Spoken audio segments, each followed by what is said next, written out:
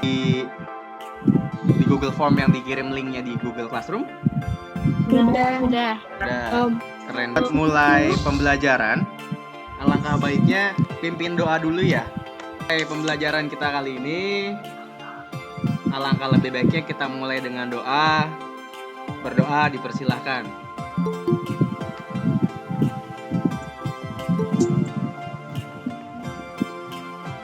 Ya, berdoa tidak akan pernah selesai. Saya absen dulu ya. Tadi yang masuk udah banyak banget, alhamdulillah, terima kasih teman-teman. Tapi nanti yang di data tetap dari yang Google Form ya, Google Form itu di data dari situ. Tapi yang masuk ke sini nilainya saya tambahin buat apresiasi, apalagi nanti kalau ikut pembelajaran dengan bagus. Jadi saya cek di Google Classroom nih udah ada 19 orang ya. Jadi teman-teman, tujuan pembelajaran kita kali ini itu yang pertama, materi kita ini kan disebutnya materi upaya disintegrasi. Tadi yang udah disebutin sebelumnya, disintegrasi definisinya atau pengertiannya adalah upaya pemisahan diri. Integrasi itu kan artinya kan penggabungan, disintegrasi artinya pemisahan diri. Kalau kita ngelihat sekarang mungkin kayak Papua gitu, Papua kan pengen memisahkan diri itu sama kita. Nah kalau di masa lalu itu pertama ada PKI Madiun.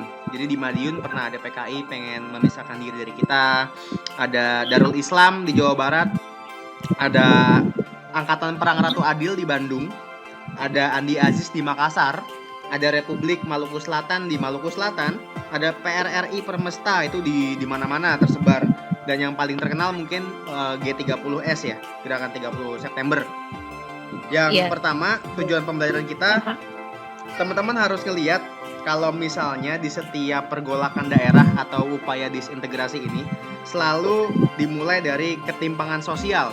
Maksudnya kalau teman-teman ngelihat sekarang tuh yang kaya makin kaya, yang miskin makin miskin, itu namanya ketimpangan sosial. Yang kedua, diupayain teman-teman itu ngelihat sebab akibat. Jadi kan setiap akibat itu pasti ada sebabnya ya, atau istilahnya nggak ada asap kalau nggak ada apinya. Kayak yang kemarin nih lagi rame-rame ricuh.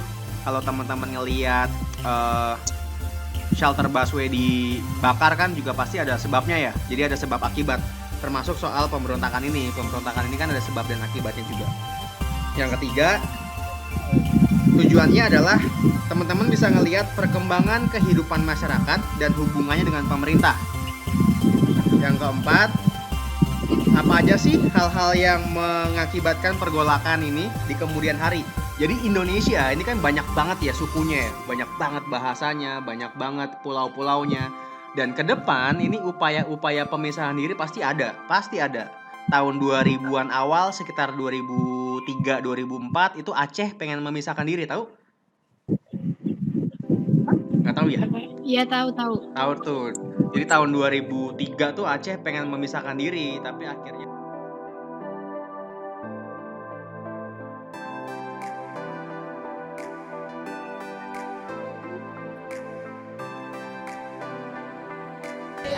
saya minta merdeka. Kemerdekaan Papua merupakan isu yang terus menjadi bagian dari perjalanan negeri ini. Di antara kelompok yang memperjuangkan isu tersebut, nama Organisasi Papua Merdeka atau OPM menjadi yang paling terkenal. Lalu, bagaimana perjalanan organisasi tersebut? Get your coffee and let's get it started.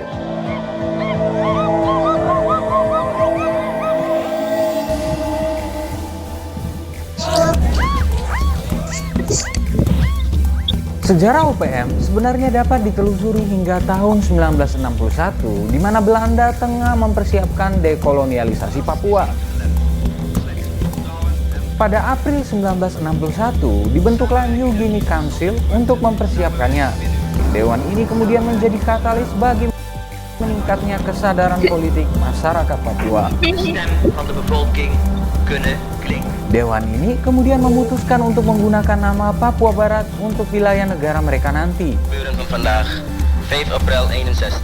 Selain itu, disepakatilah pula desain bendera mereka, yaitu bendera bintang kejora yang dikenal hingga saat ini.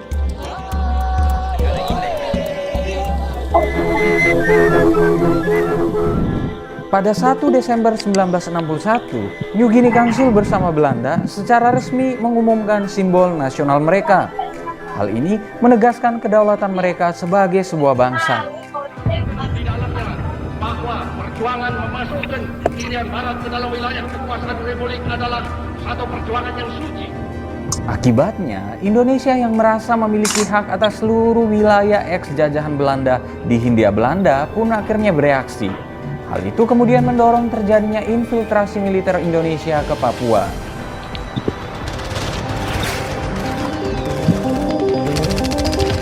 Tekanan Amerika Serikat dan aktivitas militer Indonesia itu kemudian mendorong terjadinya New York Agreement di tahun 1962. Tapi akhirnya materinya itu kan udah saya tuangin semua di Google Classroom ya.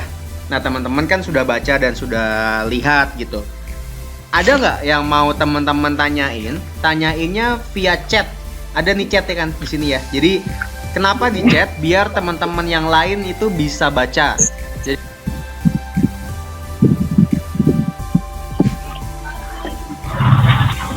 Tria Lestari, terima kasih atas pertanyaannya. Teman-teman bisa baca yang lainnya. Tria Lestari nanya. Ya, sama-sama. Ini saya kasih tambahan nilai ya. Tria Lestari nanya, apa sih Pak tujuan dari dibunuhnya jenderal waktu gerakan G30 SPKI itu? Ada yang bisa jawab? Kenapa sih PKI ngebunuh-bunuhin jenderal tuh? Apa sih? Pasti kan ada sebabnya kan? Nah si Tria nanya itu. Ada yang mau jawab?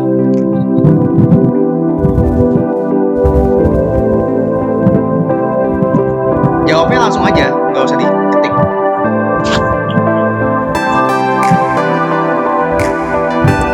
Mungkin gara-gara jenderal gara-gara jenderal salah satu orang yang bisa tahu di mana presiden. Waktu itu kan katanya presiden di amanin gitu ya. Nah terus kan PKI ini nggak tahu, jadi dia bunuhin jenderalnya supaya tahu biar buka mulut gitu, tapi jenderalnya nggak ada yang buka mulut. Akhirnya dibunuh. Mungkin. Saya coba jawab. Jadi buat gambaran aja ya. Jadi banyak banget peneliti-peneliti atau ilmuwan yang ngebahas soal G30S ini. Dan setiap peneliti yang saya baca itu selalu berbeda-beda. Siapa sih sebenarnya pelaku pembunuhannya? Jadi kalau pertanyaannya kenapa sih dibunuh jenderal-jenderal itu? Yang pertama jawabannya, ini banyak banget pertanyaannya ya. Dan nggak ada satupun sejarawan yang bisa memastikan kenapa sih dibunuh atau siapa yang ngebunuh itu nggak ada yang tahu. Karena pelaku-pelaku sejarahnya pada saat itu udah pada meninggal, termasuk Soeharto. Jadi kenapa dibunuh jenderal? Jawabannya adalah karena yang paling masuk akal. Jadi betul tadi kata Rena, Soekarno itu kan pada tahun segitu itu sangat otoriter ya, sangat berkuasa gitu. Nah di masa itu jenderal-jenderal itu pengen menggulingkan Soekarno, disebutnya Dewan Jenderal. Jadi Soekarno ini kan sangat berkuasa nih. Nah Soekarno pengen dijatuhin nih. Soekarno nggak bener nih, gue turunin deh. Nah akhirnya dibentuklah Dewan Jenderal katanya. Nah karena PKI waktu itu dekat sama Soekarno, PKI pengen ngebelain Soekarno dong otomatis karena dekat kan. Nah akhirnya PKI beserta keroncong-keroncongnya itu dijemput di jenderal ini atas perintah komandannya. Ingat ya, komandannya namanya Letkol Untung itu cuma memerintahkan untuk menjemput, bukan membunuh. Beda kan menjemput dengan membunuh. Nah jalan itu akhirnya malah jadi pembunuhan. Nah ini yang kemudian menarik, kok niatnya pengen ngejemput tahu-tahu ngebunuh. Nah siapa nih sebenarnya yang terlibat? PKI kah? Soekarno yang nyuruh kah? Soeharto yang nyuruh kah? Pemerintah Amerika yang nyuruh kah? Atau siapa gitu? Sampai detik ini belum ada yang bisa jawab gitu. Jadi terlalu cupet, terlalu naif dan terlalu munafik kalau nyebut PKI sebagai pelaku tunggal. Ini sekaligus pembelajaran buat kalian juga ya, refleksi kalian lah selama ini ngejelek-jelekin PKI segala macam. Mungkin PKI terlibat, tapi PKI bukan satu-satunya. Kalian boleh baca lagi, yang ngebunuh 7 jenderal di Lubang Buaya itu tentara. Dan pertanyaan yang lainnya bagus-bagus banget, tapi kita terhambat oleh waktu. Jadi terima kasih teman-teman atas waktunya. Nanti kalau mau nanya di grup aja, di grup WhatsApp AK. Kalau kalian bener nanya yang lainnya, atau mungkinnya masih kepo segala macam soal, tadi ada yang nanya soal undang-undang tenaga kerja nih, ini juga menarik. Terima kasih banyak teman-teman. Soal kesimpulannya nanti juga kita bahas di Google Classroom. Sekali lagi terima kasih banyak, semoga kalian sehat-sehat terus. Salam cinta untuk keluarga kalian. Wassalamualaikum warahmatullahi wabarakatuh. Waalaikumsalam.